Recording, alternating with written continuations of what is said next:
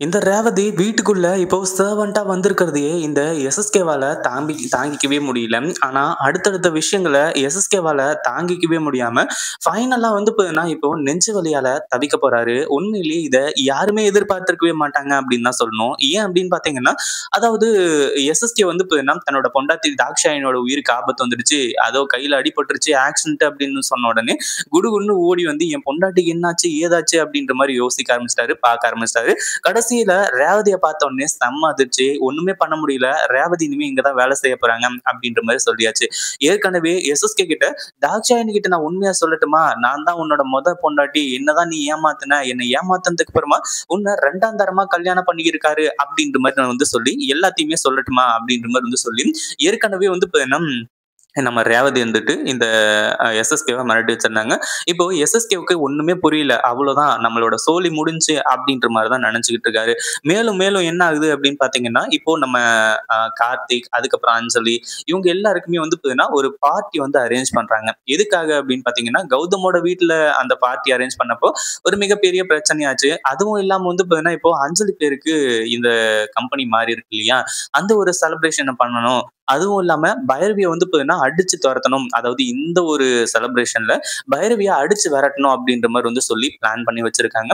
ஆனா அதுக்குள்ள இப்படி ஒரு விஷயம் நடக்கும் அப்படின்னு எதிர்பார்க்கவே இல்ல. அதுலயும் இந்த ஒரு ஃபைனல் ஸ்டேஜ்ல நம்ம ரேவதி பல உண்மைகள இந்த அதாவது இந்த எஸ்எஸ்கே முன்னாடி சொல்வாங்க அப்படின்னு சொல்லிட்டு இந்த எஸ்எஸ்கே கொஞ்சம் கூட எதிர்பார்க்கவே இல்ல அப்படின்னு தான் சொல்லணும்.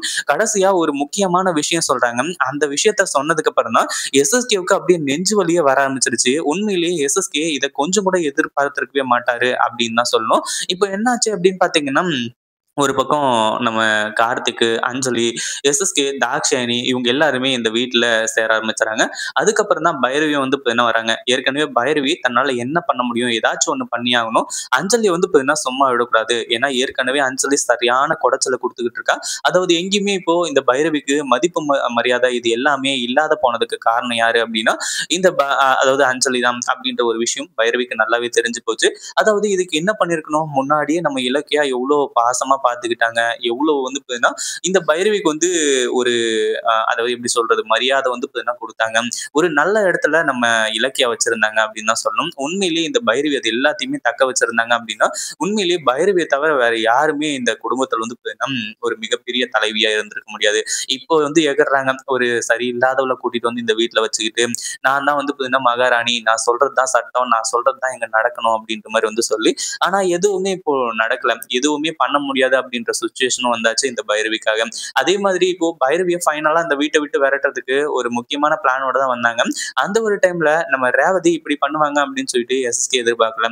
அதாவது இங்க ஃபுட் அரேஞ்ச் பண்றது, அதாவது இந்த பார்ட்டில வந்து பார்த்தீங்கன்னா சாப்பாடு சமைக்கிறதுலருந்து எல்லாத்தையுமே பண்றது யாரு அப்படின்னு பார்த்தீங்கன்னா, நம்ம ரேவதி தான்.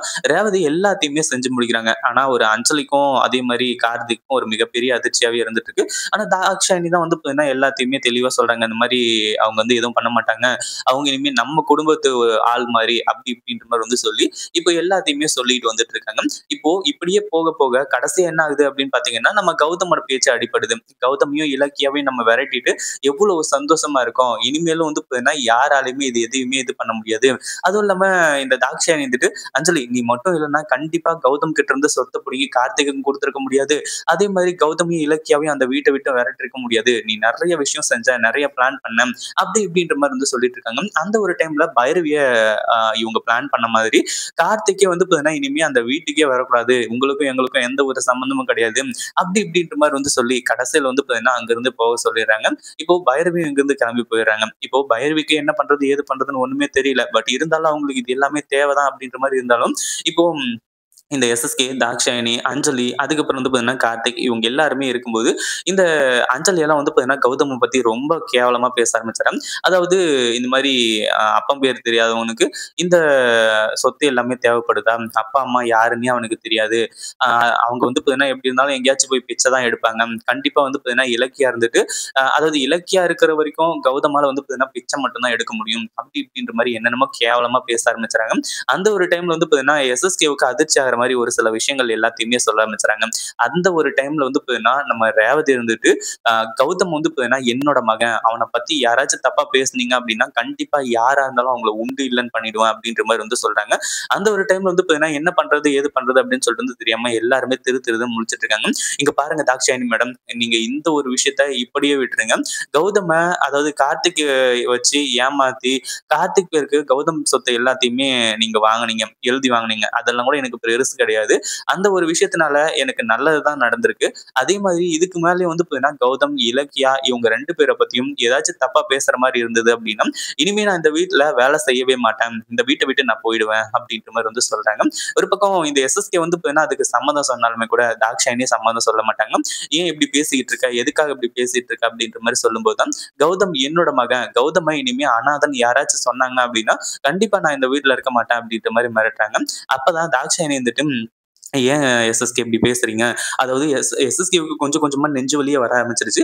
நெஞ்ச புடிச்சுட்டு அப்படியே உட்கார ஆரம்பிச்சுறாங்க. ஏன்னா, கௌதம் தான் தன்னோட மகன் அப்படின்ற மாரி சொல்லி ரேவதி சொன்னதுக்கு அப்புறமா, "என்னாச்சு எஸ்எஸ்கே?" அப்படின்ற மாரி வந்து சொல்லி எல்லாருமே அதிர்ச்சியில இருக்காங்க. ஒரு பக்கம் கார்த்திக்கும், அதுக்கப்புறம் அஞ்சலி இவங்க 2 பேரும் ஒரு பக்கம் வந்து பார்த்தீங்கன்னா, நம்ம ரேவதிய பார்த்து ஆ ஷாக்கிங்ல வந்து இருந்துட்டு இருக்காங்க. ஏன்னா, "கௌதமோட அம்மாவா நீங்க? நீங்க தான் கௌதம பெத்தவங்களா?" அப்படின்ற மாரி வந்து சொல்லி, இந்த இடத்துல தான் வந்து பார்த்தீங்கன்னா, இப்போ நம்ம எஸ்எஸ்கேவுக்கு நெஞ்சு வளர்றதுக்கான காரணம் என்ன அப்படின்னு பார்த்தீங்கன்னா, அதாவது எஸ்எஸ் அதாவது கௌதம் தான் தன்னோட மகனா அப்படின்ற மாரி வந்து சொல்லி, அதாவது ஏற்கனவே நம்ம ரேவதி இங்க வந்திருக்கிறதையே தாங்க முடியல. அதுவும் இல்லாம நம்ம கௌதம் தான் வந்து பார்த்தீங்கன்னா, அ அவங்க மகன் அதாவது தான் பெத்த மகன் அப்படின்னு சொல்லிட்டு வந்து தெரியாம, இத்தன வருஷமா வந்து தொழில்ல எதிரியா நெனச்சுக்கிட்டு இருந்தாங்க. அதுவும் இல்லாம சீக்கிரமா வந்து பார்த்தீங்கன்னா, கௌதம வந்து இந்த தொழில விட்டு அடிச்சு விரட்டணும், கௌதம அழிக்கணும் அப்படின்ற மாரி வந்து சுத்திட்டு இருந்தாங்க. இப்போ நம்ம ரேவதி, கௌதம் 2 பேருமே வந்து பார்த்தீங்கன்னா, உயிரோட தான் இருக்காங்க அப்படின்னு சொல்லிட்டு வந்து தெரிஞ்சதுக்கு அப்புறமா, எஸ்எஸ்கேவுக்கு என்ன பண்றதுன்னு ஒண்ணுமே புரியல. ஹாஸ்பிட்டல்ல போய் படுத்துக்கிறாரு. அவ்வளோதான் நம்மளோட கதை முடிஞ்சது அப்படின்ற மாரி சொல்லி, சீக்கிரமா கௌதமோட கதைய முடிக்கணும் அப்படின்ற மாரி வந்து சொல்லி எஸ்எஸ்கே நெனைக்கிறாரு.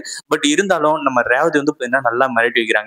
என் கௌதமோட உயிருக்கு மட்டும் எதனா ஒரு ஆபத்து வந்துச்சு அப்படின்னா, அதாவது நீ வெளிய வந்து பார்த்தீங்கன்னா உன்னோட அதாவது நான் உன்னோட மகன் அப்படின்ற மாரி வந்து சொல்லி, நீ ஏதாச்சும் பிரச்சனை பண்ணாலும் சரி, அதே மாதிரி உனக்கு என்ன நடக்கும், ஏது நடக்கும் அப்படின்றது எல்லாமே எனக்கு நல்லாவே தெரியும். அதுவும் இல்லாம தாக்ஷாயணி கிட்ட நான் எல்லா உண்மையுமே சொல்லிடுவேன் அப்படின்ற மாரி வந்து சொல்லி மிரட்டுறாங்க.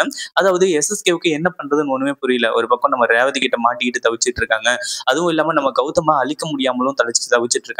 ஏன்னா கௌதம் தான் தன்னோட மகன் அப்படின்ற மாரி தெரிஞ்சா, கண்டிப்பா கொலை பண்றதுக்கு முயற்சி பண்ணுவாங்க. ஏன்னா தாக்ஷாயணிக்கு உண்மை தெரிஞ்சது அப்படின்னா, எப்பவா இருந்தாலும் வந்து பார்த்தீங்கன்னா, இப்போ நம்ம கௌதமியும், இலக்கியாவும் எப்படி சொத்த புடிங்கிட்டு அடிச்சு விரட்டுனாங்க. அதே மாதிரி இந்த எஸ்எஸ்கேவையும் வந்து பார்த்தீங்கன்னா, அடிச்சு தொரத்திருவாங்க. அதுல எந்த ஒரு சந்தேகமும் கிடையாது. இந்த எஸ்எஸ்கேவால இனிமே எதுவுமே பண்ண முடியாது அப்படின்ற சிச்சுவேஷனுக்கு வந்துட்டாங்க. அதுவும் இல்லாம கார்த்திக் சொத்து எல்லாத்தையுமே இவங்க சுருட்டலாம் அப்படின்ற மாரிலாம் பார்த்துட்டு இருந்தாங்க இல்லையா? அந்த ஒரு விஷயம் எல்லாமே தெரிஞ்சு, நம்ம இலக்கியாவும், கௌதமும் உஷாராகி, சீக்கிரமா வந்து பார்த்தீங்கன்னா, கார்த்திக்கோட ஒரு வாழ்க்கையும் வந்து பார்த்தீங்கன்னா காப்பாத்த போறாங்க. ஏன்னா, இந்த அஞ்சலி நல்லவ கிடையாது அப்படின்றதுனால. இந்த வீடியோ பிடிச்சிருந்தா லைக் பண்ணுங்க, ஷேர் பண்ணுங்க. இப்பதான் நம்ம சேனலுக்கு ஃபர்ஸ்ட் டைம் வரீங்க அப்படின்னா, கீழ இருக்க சப்ஸ்கிரைப் பட்டன பிரஸ் பண்ணிக்கோங்க.